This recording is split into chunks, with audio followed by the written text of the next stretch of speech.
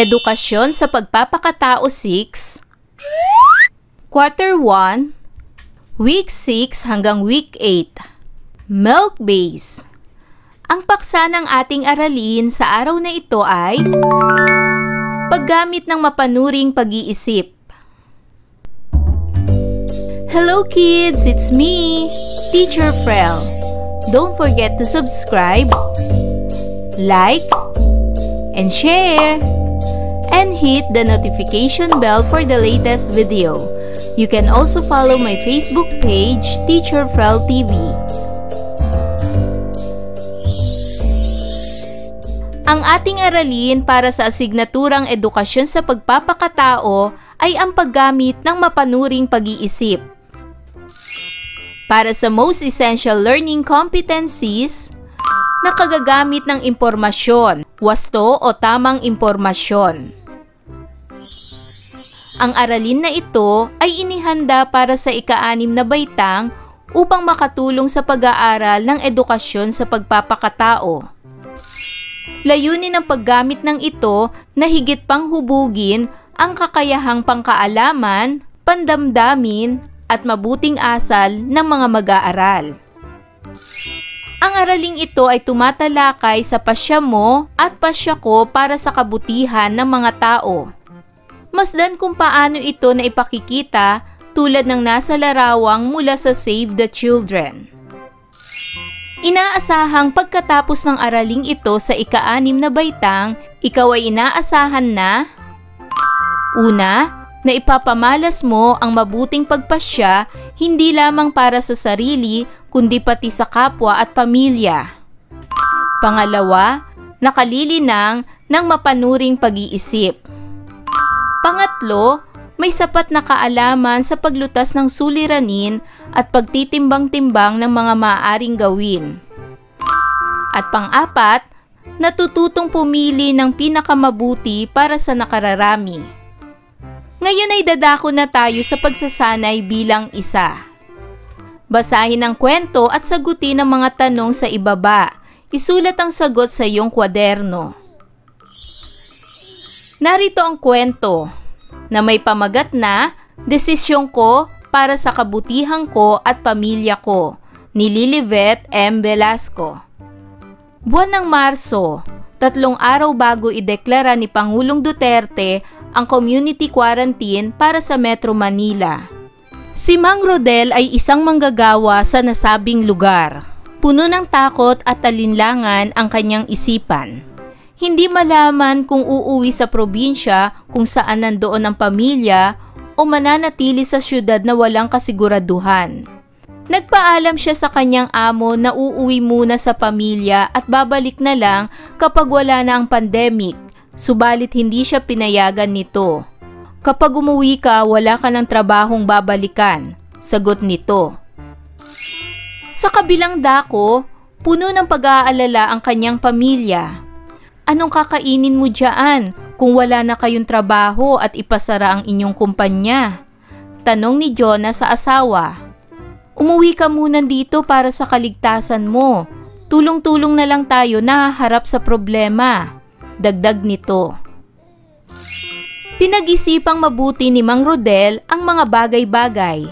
Inisip ang mga maaaring mangyari sa trabaho, sarili at pamilya. Marso 14 ng gabi, pagkagaling mula sa trabaho, dala ang kanyang mga gamit ay sumakay siya ng bus pauwi ng probinsya. Sinalubong siya ng ngiti at yakap ng pamilya. Yehey! Andito na si tatay! Masayang-masayang nasabi ni Erica, ang anak ni Mang Rodel. Tuwa ang nadama ni Mang Rodel. Sa isip niya, marami pa namang trabaho na mapapasukan pagkatapos ng COVID-19. Ang kaligtasan niya at ng kanyang pamilya ang mahalaga. Sa ngayon, mamumuhay sila ng simple basta sama-sama at malusog ang bawat isa. At ngayon ay dumako na tayo sa mga katanungan. Sagutin ang mga tanong. Para sa unang katanungan, sino ang tauhan sa kwento? Magaling! Ang mga tauhan sa kwento ay si Mang Rodel, asawa niyang si Jonah, anak niyang si Erica, at ang kanyang amo. Pangalawa, bakit gustong umuwi ni Mang Rodel? Tama! Gustong umuwi ni Mang Rodel dahil nag-aalala siya para sa kanyang kaligtasan at nagdeklara na rin ang Pangulo ng community quarantine sa Metro Manila. Pangatlong tanong, naging madali ba para kay Mang Rodel ang magdesisyon? Bakit? Hindi po naging madali. Puno ng takot at alinlangan ang kanyang isipan. Hindi malaman kung uuwi sa probinsya kung saan nandoon ang pamilya o mananatili sa syudad na walang kasiguraduhan. Hindi rin siya pinayagan ng kanyang amo na umuwi sapagkat sinabi sa kanya ng kanyang amo na kapag umuwi siya ay wala na siyang trabahong babalikan pa. Pang-apat na tanong, ano ang dahilan bakit pinili niya na umuwi? Tama! Inisip niya ang mga maaaring mangyari sa trabaho, sa kanyang sariling kaligtasan at sa kanyang pamilya na nasa probinsya. Panglima, kung ikaw si Mang Rodel, ano ang magiging desisyon mo at bakit? Kung ako si Mang Rodel ay hindi na ako mag-aalinlangan pa na umuwi sa probinsya dahil sa ganitong pandemya na dumating ay mas mabuting kapiling mo ang pamilya upang magtulungan kayo sa isa't isa kung papaano makakaiwas sa lumalaganap na sakit. Dumako naman tayo ngayon sa pagsasanay bilang 2. Suriin ang sumusunod na sitwasyon. Ano ang iyong dapat gawin? Isulat ang sagot sa iyong kwaderno. Sa unang kolum ay mababasa ang mga sitwasyon at sa pangalawang kolum naman ay isusulat ninyo ang dapat niyong gawin. Unang bilang, naglalaro ka sa inyong bahay ng mga bago mong laruan. Nakita ka ng iyong kalaro at nagsabi na sasali, ngunit sinabi ng iyong nanay na huwag magpapasok ng ibang tao sa inyong bahay bago siya umalis. Ano ang dapat mong gawin? Ang dapat kong gawin ay, susundin ko na lamang ang bilin ng aking nanay na huwag magpapasok ng ibang tao sapagkat ito ay para na rin sa aming kaligtasan at sa kaligtasan na rin ng aking kalaro. Pangalawang sitwasyon, naglalaro ka ng Mobile Legends sa computer shop malapit sa inyong bahay. Nawili ka sa paglalaro at hindi mo namalayan na gabi na. Binili ng iyong magulang na umuwi ng maaga. Ano ang iyong gagawin? Ang aking gagawin ay, hihingi po ako ng tawad sa aking magulang at mangangako na hindi na mauulit ang aking ginawa. Pangatlong sitwasyon, nasunugan ang iyong kamag-aaral at walang natira kahit ano. Marami kang mga damit subalit paborito mo ang mga ito. Ano ang iyong gagawin? Ang aking gagawin ay, ipapamigay ko po sa aking kamag-aaral ang mga damit kahit ito pa ay paborito ko dahil mas kakailanganin niya ang mga ito. Pang-apat na sitwasyon, nakita mo ang isang matanda na tatawid sa kalye na maraming dala. Bawal kang lumabas ngunit naaawa ka sa matanda. Ano ang gagawin mo? Ang aking gagawin ay, sasabihin ko po sa aking magulang na kung maaari nilang tulungan ang matanda na tatawid sa kalye dahil nakakaawa naman siya. At panglimang sitwasyon, nakita mo ang isang batang pulubi na hawak ang tiyan at mukhang gutom na gutom. Marami kayong pagkain sa inyong bahay. Anong iyong gagawin? Ang aking gagawin ay, bibigyan ko po siya ng maraming pagkain upang makakain naman ang batang pulubi at makaranas naman siya ng masasarap na pagkain. Para naman sa pagsasanay bilang 3, gumawa ng isang talata tungkol sa kahalagahan ng isang mabuting pagpapasya. Mga bata, para sa gawaing ito ay gumawa kayo ng sarili niyong talata tungkol sa kahalagahan ng isang mabuting pagpapasya. Para naman sa pagsasanay bilang 4, lagyan ng check kung tama ang isinasaad ng bawat pangungusap at nagpapahayag ng matalinong pagpapasya at X naman kung mali. Unang bilang, nakikiayon sa pasya ng nakararami para sa ikaaayos ng suliranin. Ito ba ay check o X? Magaling! Ito ay check. Pangalawa, nagagalit kapag hindi pumapanig sa gusto niyang mangyari ang kanyang kagrupo. Ito ba ay check o X?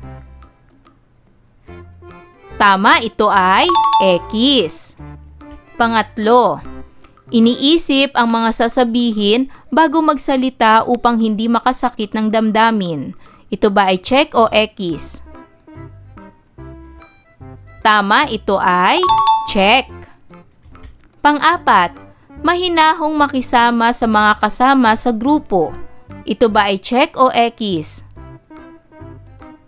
Tama, ito ay check. Pang-lima, inuunawa ang opinyon ng iba. Ito ba ay check o X? Tama, ito ay check. Para naman sa susunod na gawain, letter B, iguhit ang masayang mukha kung tama o wasto ang tinutukoy sa pahayag at malungkot na mukha kung di wasto. Unang bilang, mahalagang sumangguni muna at alamin ang opinyon sa iba bago magdesisyon. Ito ba ay masayang mukha o malungkot na mukha? Magaling! Ito ay masayang mukha, ibig sabihin wasto. Pangalawa, pinag-iisipang mabuti muna ang mga plano bago isagawa. Ito ba'y masayang mukha o malungkot na mukha? Tama, ito ay masayang mukha, wasto. Pangatlo, agad-agad nagpapasya upang masolusyonan ang problema. Ito ba'y masayang mukha o malungkot na mukha? Tama, ito ay malungkot na mukha. Ibig sabihin, hindi wasto. Pang-apat, dahil siya ang leader, gusto laging desisyon niya ang nasusunod dahil matalino siya. Ito ba'y masayang mukha o malungkot na mukha? Tama, ito ay malungkot na mukha, hindi wasto. At pang-lima, marunong umunawa sa sitwasyon at nagdedesisyon ng may paninindigan para sa kapwa. Ito ba'y masayang mukha o malungkot na mukha? Tama, ito ay masayang mukha, ibig sabihin wasto. Para naman sa letter C, sagutan ang sumusunod na tanong. Unang katanungan, nakita mong pinagtutulungang awayin ng mga batang kalye ang isang pulubi. Anong gagawin mo? Tama!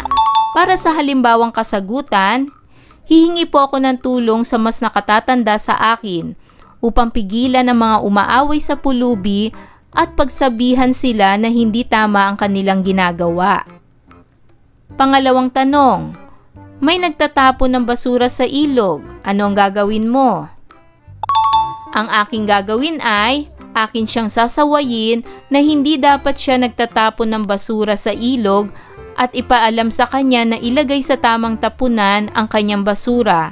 Kung ayaw niyang sumunod ay isusumbong ko na lamang siya sa mga namamahala sa kalinisan ng aming kapaligiran. Pangatlong tanong, pinagtatawanan at inagawan ng saklay ang isang batang pilay.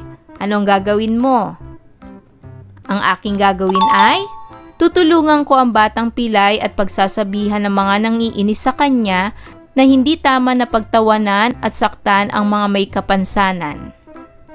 Pang-apat, pinagbubulungan at nilalait ng mga kaklase mo ang bagong lipat ninyong kamag-aral.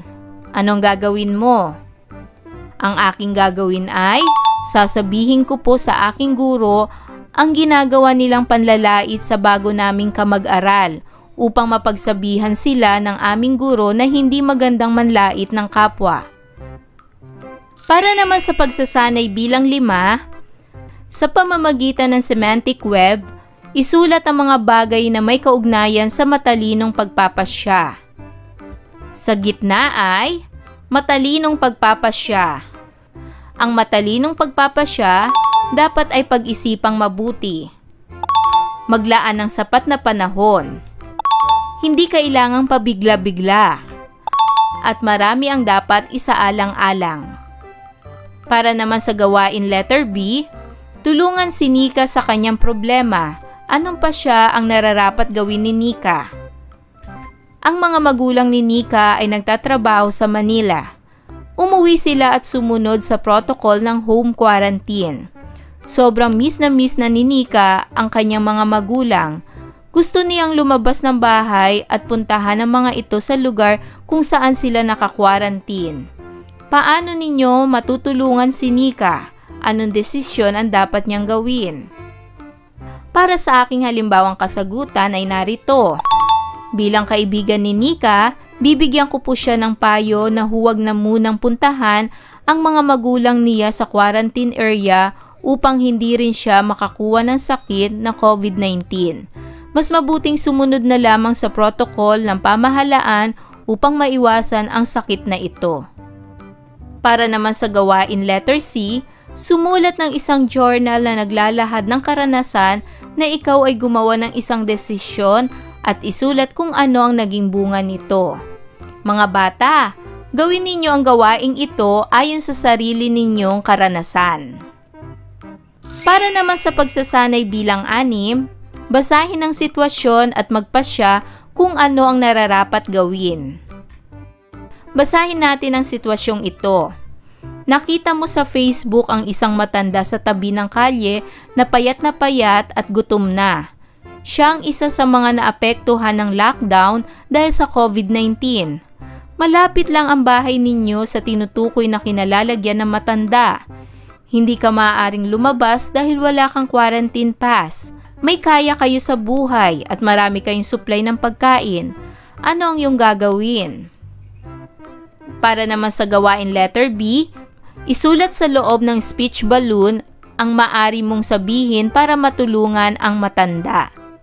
Halimbawa, Inay, maaari po ba nating tulungan ng matanda sa tabi ng kalye? Bigyan natin siya ng pagkain kasi mukhang gutom na siya. Itay, maaari po bang kayo na lamang ang maghatid ng makakain sa matanda sa tabi ng kalye dahil hindi po pala ako maaaring lumabas? Itay, Inay, maaari po bang bigyan na lamang natin siya ng makakain araw-araw, 3 beses sa isang araw upang hindi siya mangayayat? Para naman sa pagsasanay bilang 7, puna ng chart ng mga impormasyon sa kasunod na pahina. Umiisip ng isang sitwasyon o problema na naranasan mo na kung saan kinailangan mong magpasya o magdesisyon. Narito ang aking halimbawang kasagutan. Halimbawa, ang problema ay hindi ako pinayagan ng aking magulang na mamasyal sa malayong lugar kasama ang aking mga kaibigan. Ang pamimili ang desisyon ay susunod ba ako o hindi? Hindi susunod sa magulang at susunod sa magulang. Unahin natin ang hindi susunod sa magulang. Ang mabuting epekto nito ay makakapasyal ako kasama ang aking mga kaibigan. Ang hindi mabuting epekto nito ay baka may mangyaring masama dahil malayo ang aming papasyalan at mag-aalala ang aking magulang. Ngayon naman, para sa susunod sa magulang, ang mabuting epekto nito ay matutuwa ang aking magulang na sumunod ako sa kanila. Para sa hindi mabuting epekto ay manghihinayang akong hindi ako nakasama sa aking mga kaibigan sa pamamasyal. At para sa aking desisyon, ang desisyon ko ay susundin ko na lamang ang aking mga magulang dahil ang iniisip lang naman nila ay ang aking kaligtasan. Ayoko rin silang mag-alala para sa akin dahil malayo ang aming pupuntahan. Mas mabuti na manatili ako sa tabi ng aking mga magulang at maging masaya kasama nila. Ngayon, para naman sa pagsasanay bilang 8, magpasya para sa kabutihan, word wall. Narito ang paraan para sa paggawa ng word wall. Una, maghanda ng isang folder. Kulayan ang mga gilid nito. Pangalawa, isulat sa loob nito ang pagpapasya para sa kabutihan. Halimbawa, hindi ako mananakit ng aking kapwa.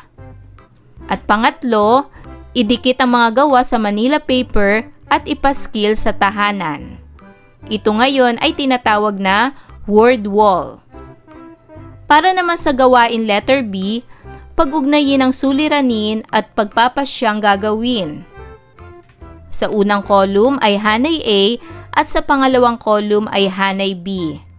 Para sa unang bilang, nakita mo ang iyong kaklasing ulila na walang baon. Piliin sa hanay B ang pasyang dapat gawin. Tama! Ang pasyang dapat gawin para sa suliraning ito ay nasa letter B. Hahatian ng baon ang kaklase. Pangalawang bilang, nakatingin sa iyo ang mga batang kapitbahay habang naglalaro ka ng iyong mga laruan. Alin sa hanay B ang tamang pagpapasya? Tama! Ang tamang pagpapasya ay nasa letter A. Pahihiramin ng laruan ang bata. Pangatlo, hinikayat kang sumali sa pagtatanim ng mga puno at sa inyong barangay. Ano ang tamang pagpapasyang gagawin? Piliin sa hanay B. Tama! Ang tamang pagpapasya ay nasa letter D. Sasali ako upang makatulong sa pagsugpo sa problema sa kakulangan ng mga puno sa aming barangay. Pang-apat na bilang, may mga taong nagtatapon ng basura sa ilog. Anong pagpapasya ang iyong gagawin? Piliin sa hanay B. Tama! Ang pagpapasyang gagawin ay nasa letter E. Isusumbong ko sa kinauukulan ang gumagawa ng labag sa batas. At panglima, nakita mong inaaway ng mga batang salbahe ang isang bata. Anong pagpapasya ang iyong gagawin? Magaling! Ang tamang pagpapasya na gagawin para sa suliraning ito ay nasa letter C. Tutulungan ng bata at pagsasabihan ang mga umaaway na masama ang ginagawa nila. Para naman sa gawain sa letter C, ito ay pangako ko. Gumawa ng pangako na laging magpapasya para sa kabutihan ng lahat o nakararami at hindi sa pansariling kapakanan lamang. Para naman sa gawaing ito mga bata, gumawa kayo ng sarili ninyong pagpapasya para sa kabutihan ng lahat o nakararami. Ang pagbuo ng pasya ay isang gawaing kinakailangang pag-isipang mabuti at maglaan ng sapat na panahon. Hindi kailangang maging pabigla-bigla dahil maraming bagay ang nakasalalay dito. Sa pagbuo ng isang pasya, marami kang dapat isaalang-alang. Ang bunga ng mabuting pagpapasya ay dapat laging sa kabutihan ng nakararami. Ang pagiging mahinahon ay kailangan din sa isang mabuting pagpapasya. At para naman sa panghuling gawain, pagsasanay bilang siyam, iguhit ang masayang mukha kung ang sitwasyon ay nagpakita ng matalinong pagpapasya at malungkot na mukha naman kung hindi. Una, nag-ipon ng pera si Simon para ibili ng kanyang gustong-gustong sapatos, subalit nagkasakit ang tatay niya at walang maipambili ng gamot. Kinuha niya ang kanyang ipon at ibinigay sa magulang. Ito ba ay masayang mukha o malungkot na mukha? Tama, ito ay masayang mukha. Ibig sabihin, mabuting pagpapasya. Pangalawa, magtatapon ng basura si Kenneth. Malayo ang basurahan sa kanilang lugar. Itinapon na lang niya ang kanilang basura sa ilog dahil wala namang nakakakita. Ito ba'y masayang mukha o malungkot na mukha? Tama, ito ay malungkot na mukha. Ibig sabihin, maling pagpapasya. Pangatlo, tumulong si Laika sa gawaing bahay kaysa maglaro ng computer kasama ng mga kaibigan. Ito ba'y masayang mukha o malungkot na mukha? Tama, ito ay masayang mukha. Mabuting pagpapasya. Pang-apat, dahil sa takot sa pananakot ng mga kaklasing bully sa paaralan, hindi isinumbong ni Ruel ang ginawang pagsusulat sa dingding at pamimitas ng bulaklak ng mga ito. Ito ba'y masayang mukha o malungkot na mukha? Tama, ito ay malungkot na mukha. hindi mabuting pagpapasya. At panglima, nag-aral ng mabuti si Krisha upang makakuha ng mataas na marka at ikarangal siya ng magulang. Ito ba'y masayang mukha o malungkot na mukha? Tama, ito ay masayang mukha, mabuting pasya. At para sa letter B, sagutin kung tama o mali ang isinasaad ng bawat pangungusap. Isulat sa patlang ang iyong sagot. Una, ibinigay ni Marla ang kanyang naipon para tulungan ng mga walang makain at nagugutom sa panahon ng COVID-19. Ito ba'y tama o mali? Magaling, ito ay tama. Pangalawa, nakipagsiksikan si Marvin sa maraming tao para lamang makakuha ng ayuda. Ito ba'y tama o mali? Magaling, ito ay mali.